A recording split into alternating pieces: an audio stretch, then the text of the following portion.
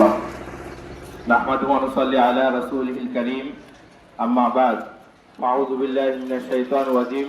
বিসমিল্লাহির রহমানির রহিম। আমরা আজকে এখানে কেন দাঁড়াইছি আমরা সবাই জানি।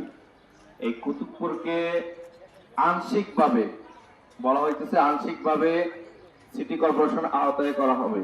আমরা চাই না পুরোটা করা হোক। যদি আজকে এই জিনিসটা নিয়ে একটু চিন্তা করি, দেখেন এই পাগলা থেকে শুরু করে নয়ামাটি পর্যন্ত পানি কোথায় জমে না।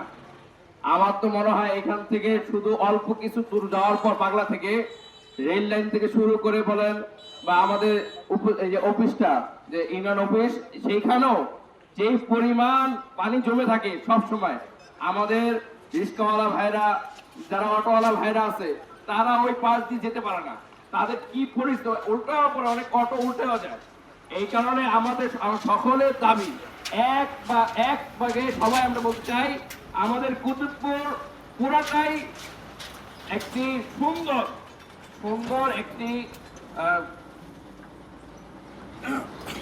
সুন্দর করে একটি আমাদের সরকারিভাবে এটা আওতায় নেওয়া হবে, যে সিটি কর্পোরেশন আওতায়।